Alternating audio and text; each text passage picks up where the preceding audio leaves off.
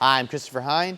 Last video we talked about the Tai no Hinko and the Roku Tai no Hinko and kind of what that is, and I said that I'm taking things in a new direction and kind of getting away from that a little bit. And it's not to say that I'm ever going to stop using that, because they're clever little ways to explain a way you move to a position, but overall I think they end up being more confusing for like beginning, middling students than they need to be. So I'm changing it. So I'm going to talk right now about the way I change it, and I'm going to talk about positions and what positions are, and how positions really dictate the movement you need to make, and the movement you need to make from one position to another position is the Tai no Hinko, right? So that little brief second is what it is, but it's simpler to talk about them than I've talked about it in the past. So I'm going to get Josh and Maya out here. We're going to go to work. Josh, Maya? We're on long jog right now? Long jog? All right.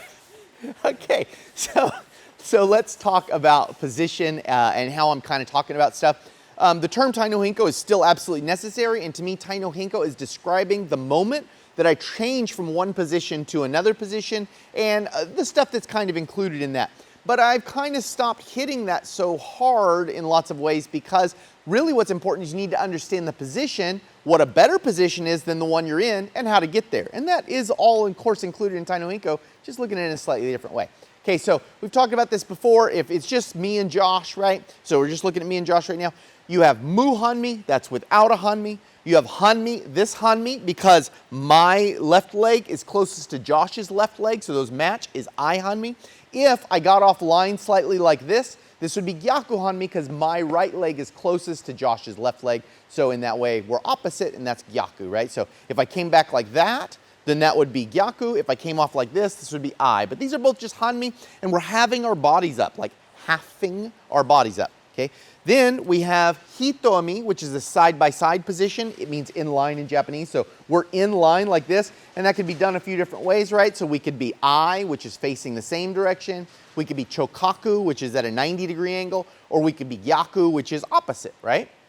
Okay, then we have irimi, and that is this position, and I think of this as a transitory position that you're not going to keep for very long. He's going to be trying to turn around, so that's why this isn't the koho or shiro position. It is the irimi position, because I'm constantly working to get this. When I'm back here, I'm either going to be I, facing the same direction as Josh, chokaku, 90 degrees to Josh, or gyaku, opposite of Josh, right? So we've talked about those before, and that's the way I kind of want to start pushing people to think. Now, you also have to understand that we have positions for multiple attackers as well. Okay, so actually I'm going to have you guys just stand shoulder to shoulder facing the camera, because I think it'll be easier for the camera to kind of figure out when I do this. Okay, if we're in this kind of situation, this is analogous to a hito and me, right? So we're a side by side.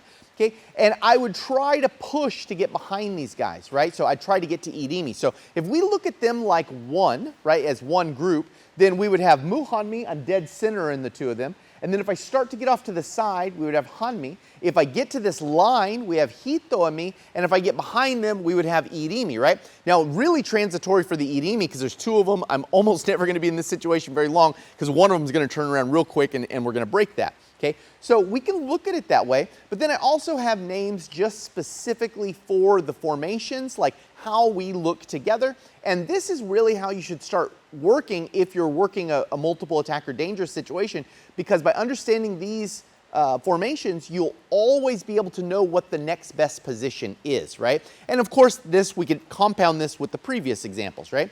So if these two are side by side, and I'm in the middle of them, okay, like this, this is called a V formation, because they shoot off of me to my sides like this. This is not a very good position, but absolutely still not the worst position, because the worst position would be me being in the middle, right? So now why this position is so bad is if I'm dealing with Maya, I can't deal with Josh. And I turn around to deal with Josh, suddenly I can't deal with Maya. So they can always attack me from my rear side, which is really bad for me. Even if I was kind of like this, I can only kind of half deal with one, half deal with the other. This would be my best hope from this terrible position, but it's not a good one, right? And we call this a trap formation. And the name for that comes from, if I'm back here in a V formation, turn around for me. Okay, if I'm back here in a V formation, it might be enticing sometimes to think I can go through the middle.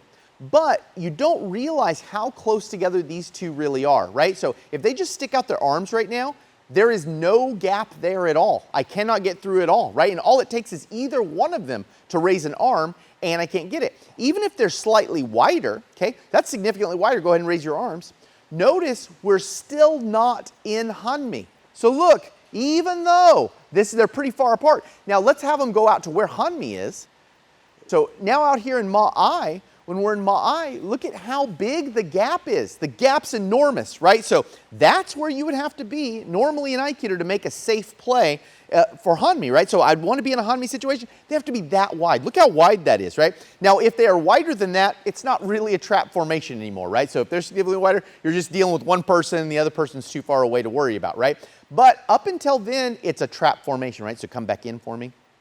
So they come in here. This is bad for me, right? So I'm probably not going to get through that, okay? But this position is still better than the position of a trap formation, right? So to be in a trap. So right here, I'm in a V. All right, now, if I manage to come off to the side, we call this a stagger. So if they turn towards me a little bit, we have a stagger formation now. Now, a stagger formation is much better because I deal with them one at a time. They're not both coming up at me. Now, if I was back here in the V formation, they come at me at the same time, which means I'm still having to deal with them at once, right? So I don't have a time advantage because they still come to me at the same time.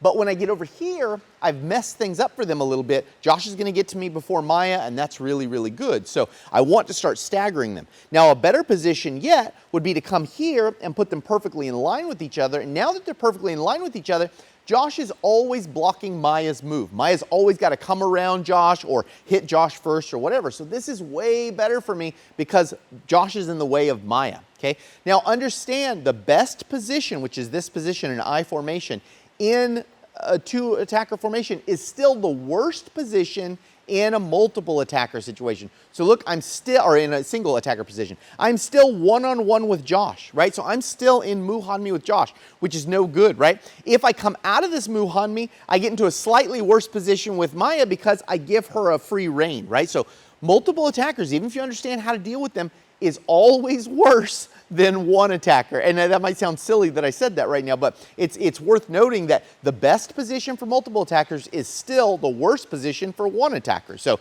you kind of can't get around it. Okay, so these are the basic formations we use. So we can talk about them in a few different ways. To me, the formations are easier to talk about when we're looking at multiple people, right? Now, of course, what I'd like to do is get behind those guys. If I could get behind them, great, but it's going to be mega transitory, right? So using irimi for that really isn't that great, although that is what you would achieve if you break the line, right? So if I was dealing with these guys and we were in a stagger formation and I could manage to get here, that I would be shooting irimi, right? So I've achieved irimi as long as they're both that way. But you can see, and they want to do it right now, the second I get back here, they're both just going to turn and I'm no longer in that irimi position, right? So I got into a stagger position, which was better than the V formation that I found myself in the beginning, but still not wonderful, right? So using these multiple attacker formations is a really good way to start sussing out what you should do when there are multiple people attacking you. You're trying to get into I positions. That's what you're trying to do.